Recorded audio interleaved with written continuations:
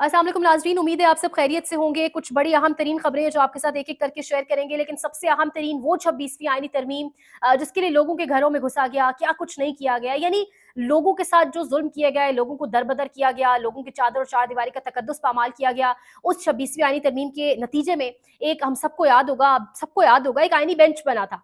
आज उस आईनी बेंच ने बाकायदा तौर पे एक समाअत की है, 6 रुकनी बेंच ने, जिसमें जो हुकूमत के फेवरेट, एस्टैब्लिशमेंट के हैंडलर्स के फेवरेट जस्टिस अमीनुद्दीन खान साहब उसको हेड कर रहे थे।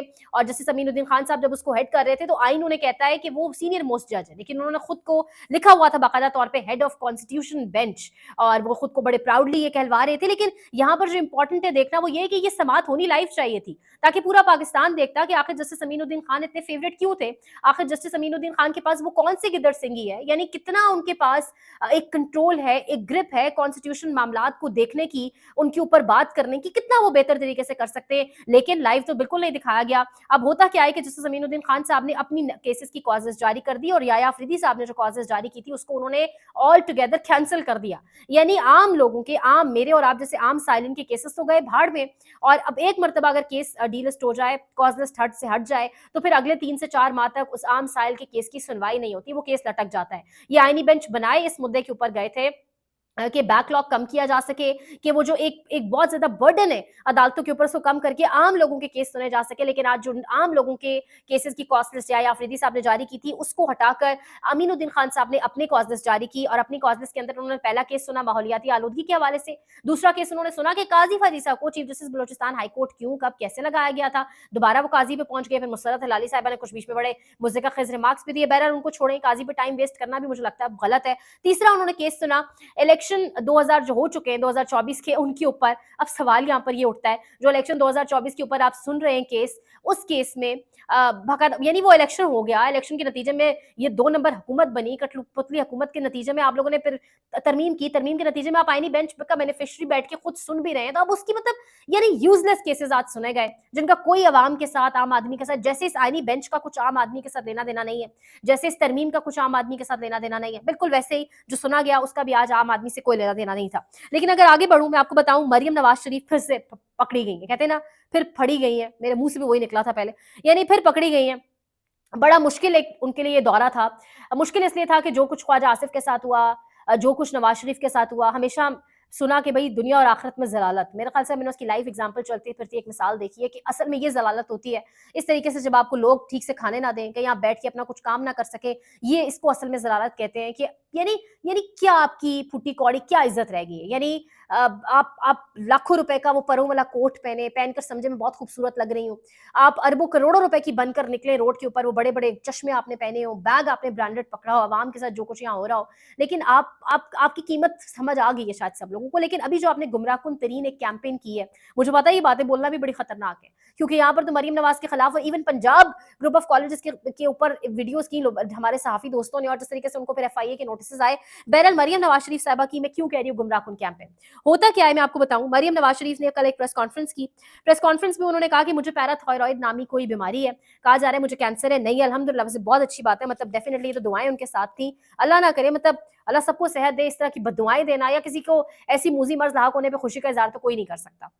लेकिन मरीम नवाज शरीफ ने कहा कि कहा जा रहा है मुझे कैंसर है, मुझे कैंसर नहीं है, मुझे पैराथायरॉइड नामी कोई डिजीज है, बीमारी है, और उसका इलाज सिर्फ जो है वो यूएसए में यानी अमेरिका में और स्विट्जरलैंड में मुमकिन है। लेकिन यहाँ पर कुछ डॉक्टर साहिबान है जिन्होंने बाकायदा तौर पे सारा चट्टा कट्टा खोल दिया है, और एक डॉक्टर है डॉक्टर वकास नवाज, गालिबन मैंने थंबनेल पे शायद उनका ट्वीट लगाया भी होगा। वो कह रहे हैं कि Maryam Nawaz medical issue, medical facts not political agendas. वो कह रहे हैं कि मेडिकल फैक्ट की बात करें, पॉलिटिकल एजेंडा के ऊपर रहकर बात ना करें। वो कह रहे हैं, उन्होंने शुरुआत ही इससे की, उन्होंने कहा every patient has the right, her patient के पास ये हक है कि वो दुनिया के किसी कोने में जाकर इलाज करा सकता है, लेकिन मिसलीडिंग करना, फैक्ट्स को गलत तौर पर बयान करना, गुमराह करना लोगों को, ये बहुत गलत है। उन्होंने कहा कि मरियम नवाज कह रही हैं कि पैराथायरॉइड नामी कोई डिजीज है मुझे, ये दरअसल एक बीमारी है जो हार्मोन्स से रिलेटेड है, हार्मोनल एक बेसिकली डिजीज है। इसमें या तो हाइपोथायरॉइडिज्म हो जाता है या हाइपरथायरॉइड, या थायरॉइड लेवल्स आपके बढ़ जाते हैं या कम हो जाते हैं। औरतों के अंदर ये बीमारी, इवन मर्दों के अंदर भी बड़ी कॉमन है। लेकिन मरियम नवाज ने कहा कि इसका इलाज सिर्फ यूएसए या स्विट्जरलैंड में मुमकिन है। उन डॉक्टर साहब ने कहा कि इसका इलाज France, Pakistan, UK, Germany, Australia, India, UAE, Qatar, middle east में भी मुमकिन है।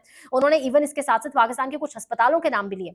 उन्होंने कहा कि आगा खान हॉस्पिटल, शिफा हॉस्पिटल, डॉक्टर्स हॉस्पिटल और Shaukat Khan memorial hospital hospital में इनके इलाज मुमकिन है। इसकी एंडोक्राइन सर्जरी या कुछ बाकायदा तौर पे इसकी सर्जरीज भी अगर ज़रूरत पड़े तो हो सकती है। इसकी मेडिकेशन भी पाकिस्तान में है, इसका सारे इलाज यानी पाकिस्तान के अंदर मुमकिन है और इसके हवाले से जो भी इलाज आप करवाना चाहें मुमकिन है, हो सकता है। साथ उन्होंने ये भी कहा कि इसकी प्रेवलेंस जस्ट 1% है, यानी इसका फैलाव 1% तक ही है। और उन्होंने डॉक्टर ने जो ट्वीट की, यानी ये ट्वीट करने का मकसद क्या है? अब आप देखें, जो कोई मरीज है जो इस बीमारी से गुजर रहा है, वो जब ये सुनेगा कि इसका इलाज तो सिर्फ यूएस या स्विट्जरलैंड में, तो वो बेचारा तो परेशान हो जाएगा कि यानी मैं पाकिस्तान में क्या करा रहा हूँ, इसका तो इलाज ही नहीं है। यानी हर कोई आपकी तरह वो महंगा तरीन परों वाला कोट पहन के चलता फिरता रोड पे जाके जहाज में अपने स्पेशल जेट के अंदर बैठ के यूएस से नहीं लैंड कर सकता। इतना पैसा नहीं है किसी के पास, पाकिस्तान में इतना हराम का माल नहीं है, नहीं कोई जा सकता। लोग बड़ी बड़ी लिमिटेड इनकम्स के साथ अपनी मंथली मंथली मेडिसिन लेके खाते हैं। तो आप यानी यानी उन डॉक्टर ने भी यही लिखा है कि इसका कॉन्सिक्वेंस ये है कि आप पेशेंट्स के अंदर होपलेसनेस यानी नाउमीदी को बढ़ा रहे हैं। दूसरा, ये पाकिस्तान की medical setup, health care system के ऊपर बहुत बड़ा सवालिया निशान है कि क्या एक बीमारी का इलाज ही मौजूद नहीं है।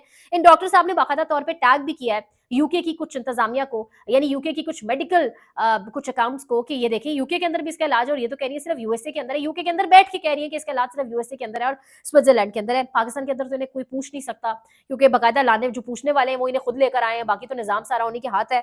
लेकिन वो ये भी ट्वीट में लिखा हुआ है कि none of UK based journalist reported this false statement, यानी किसी ने भी, उनके सामने सहाफियों का एक ढेर बैठा हुआ है, बराए नाम हवालदार डाकिए सहाफी जो नारे लगा रहे हैं पीछे से, वो उन्होंने भी, किसी ने नहीं कहा कि मैडम आप ये किस तरह से कह सकती हैं कि इसका इलाज पाकिस्तान में मुमकिन नहीं है।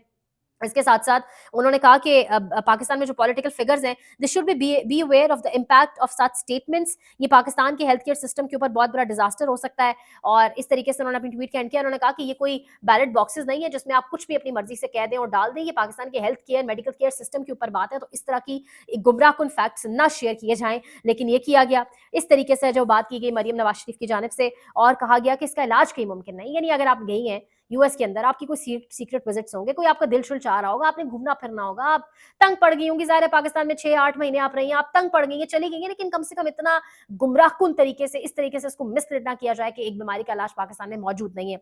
हामिद मीर साहब ने कल अपने प्रोग्राम में एक बड़ा इंकशाफ किया। वो कह रहे हैं, उमर अयूब खान उनके साथ मौजूद थे प्रोग्राम में। हामिद मीर साहब कह रहे हैं कि गुजरावाला की कुछ अदालतों के अंदर कुछ पुलिस एहलकारों ने बाकायदा तौर पे ये कहा कि वो 7 मई को जानते थे कि 2 रोज बाद यानी 9 मई वाले दिन कोई बहुत बड़ा वाकया होने जा रहा है।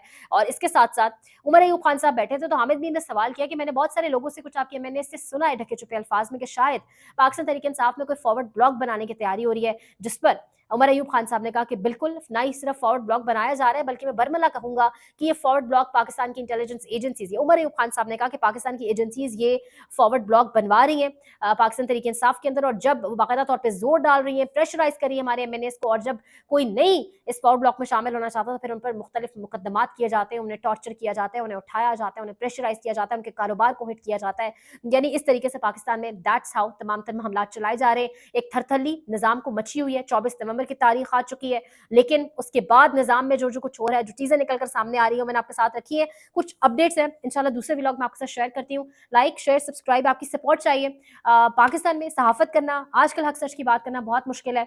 मुमकिन तभी हो पाएगा जब आप लोग सपोर्ट करेंगे। हर व्लॉग आखिर तक देखा कीजिए, शेयर करें, लाइक करें, सब्सक्राइब करें, अपना बहुत ख्याल करें, कमेंट जरूर किया करें। ख्याल रखिएगा। अल्लाह के बाद।